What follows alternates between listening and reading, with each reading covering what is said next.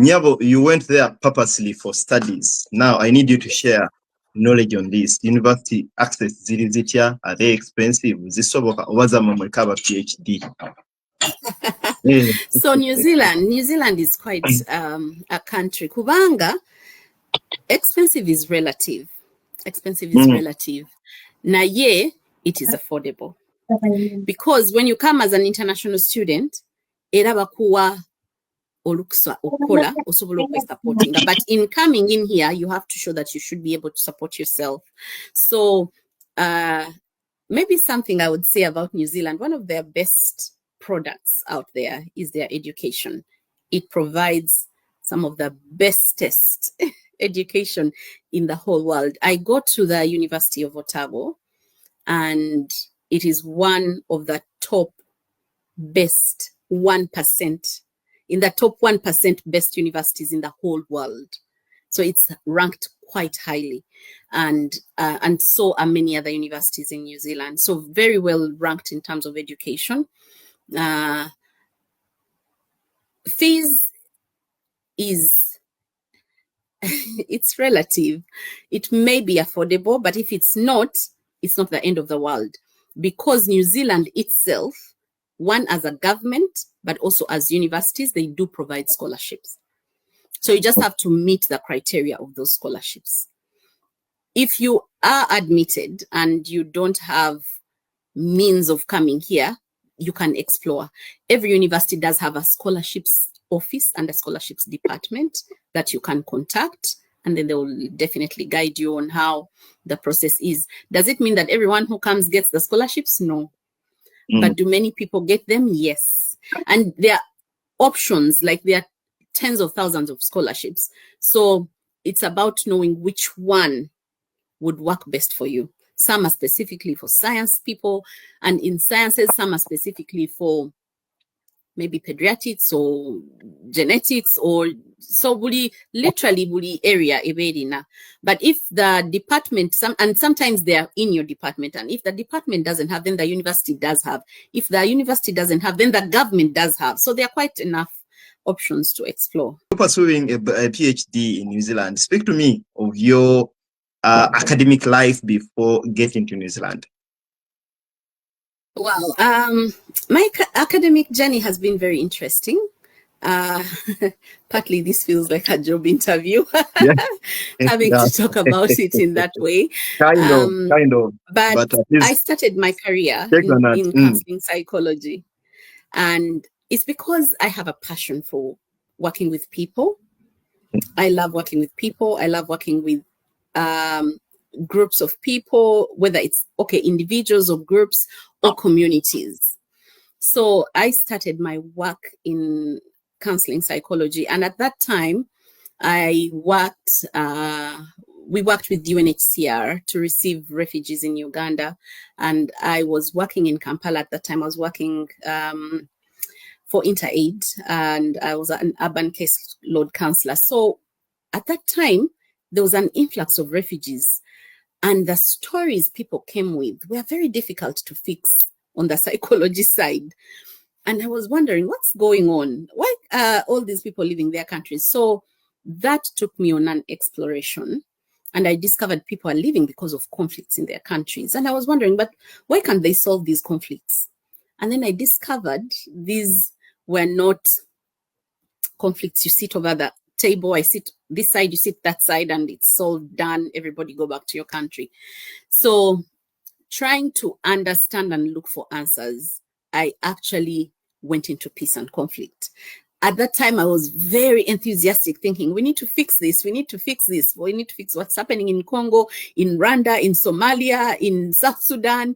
At that time, Uganda and Kenya were the only islands of stability in the region. Okay, and maybe Tanzania, but the rest of everyone, whether it's Central African Republic, DRC, Rwanda, Burundi, was at war. There was conflict going on. So I discovered it's not a quick fix, and I really went into peace and conflict, trying to understand what we can do. And into peace and conflict, then I realized there is quite a lot of policy issues there, a lot of governance issues. So I went into doing policy and governance to try and strengthen the peace and conflict. Because then you kind of, most of the conflicts that we have on the continent, a lot of them do come from politics, from resources, from, you know, a lot of around there, around governance. So that's where most of them stem. And I thought, okay, we need to be able to link the two. So I did my postgraduate in public policy and governance, but I discovered it's not enough. So I started thinking, because there were more answers to look for, and that's how I went into international security and conflict studies, which I did in Ireland, in Dublin. And when I did that, I felt like, okay, I think I'm a little bit better equipped to come back home and we work around these issues, which I did. And I was very privileged to work with wonderful people, work with wonderful partners. That work took me in places that I was very humbled to be in. Like you said, whether it's, you know, places where they're heads of state or there are people who, policymakers and development partners or ambassadors, they call the shots. That's how somebody would say. But being in that space was not to call shots with them because we were not equals in any way. But being in that space was having the privilege to influence and work around issues that affect the common people. So you kind of become a voice in places where people will not be able to come, and influence things, not all for the people who are having power, but for the people who are having less power, so that they can also live meaningful lives. So it was such a privilege working in those spaces. It was very challenging, and I remember very many sleepless nights because there are decisions that are so life-threatening that by morning, a decision has to be made, and it has to be a right decision. So that means that you will work through the night so that when daybreak comes, life is preserved, life is saved. So many sleepless nights, but they were all worth it. So that brought me to that long era of work in different spaces, in different conflict spaces. I've been in places where I've seen, you know, bloodshed. I've seen life lost in huge numbers. And it just gave me more resolve to work. But I guess that sometimes in life, there comes a point, you're human, and I felt that I needed to take a step back, reflect, and then refresh and come back again to do the same work. So that's what took me to New Zealand, to try and reflect and relearn and unlearn and learn new things in the kind of work I was doing. Yes, you've shared it, but I've also checked. ChatGPT has given me some info about you. Platforms like LinkedIn let out so much information about people, and you sharing platforms with heads of states, EU delegates, UN delegates. Of course, this is a privilege, but for you as an individual, what experiences and life lessons have you learned from you meeting and your time you've had with these people? Wow, that's a very good question, Moses. What have you learned? There is so much to learn, and I will summarize it. I'll try to summarize it. But at the core of these people, many times there is a human being. At the core of the power, the pomp, or whatever else we may put around the air that these people may have, at the core of it, there is a human being. And for me, my work is to literally look for that human being in that power and appeal to that human being. And that sometimes it's so hard to penetrate them because, I'll just get my power. So it's so hard to penetrate the human being because of what is surrounding them. Literally, there's so many barriers. There could be a power barrier. There could be a resource barrier. There could be even just people around them who want to share in that power. So getting to the person, to the core, is where the huge challenge is. But when you do, at the end of the day, we are all human beings. I have been in places where I have seen people make decisions and change decisions right there and then that are going to impact millions of people or a nation, just because you've been able to penetrate and, speak to them as a human being, not as the president, not as the UN representative, not as the head of mission, or, all those other titles that we call people. So for me, the challenge every day is when I look at figures, positions, offices, and these offices can be big. I'm just wondering, where is the person? And sometimes the person could be hiding in another person, and you need to be able to find that other person to be able to get through to what you want. So at the end of the day, I think for me, what I'm just saying is that we have a shared humanity. At the end of the day. So when you're treating people differently, or when people make decisions, it's always important to remind them that we do have something in common. You who has the power and those who don't, the haves and the haves not. And that is our shared humanity. That's one of the key things I've learned. But the other thing I have learned is that in life, you only get what you fight for. It's very unfortunate, but that's the truth. And that's how it will always be. You don't get what you deserve. You may deserve it. And you don't get what rightly belongs to you, because it may rightly actually belong to you. Human rights are universal rights. They belong to us. They are inherent. Nobody can take them away. That's what they're human rights. They are rights because you're human. But guess what? They will not give you those rights until you fight for them, even though they are your rights. So it's just how life is, that you only get what you fight for. That imagine somebody had to fight for the right for women to vote, for example. Somebody had to fight for the right for the girl child or the boy, all these things we talk about, those rights. And that's why we are always reminding people, especially people who are supposed to be the elite, who are supposed to be in power. We have to keep reminding them of these things and fight for them, for people to be able to access those things. So what it has taught me is that, and sometimes when you're in those spaces where there is power, where there is control, what you're really trying to do is fight for what may rightly belong to you or to the people you represent. Or so bottom line is, you don't get what you deserve or what rightly belongs to you, or you only get what you fight for.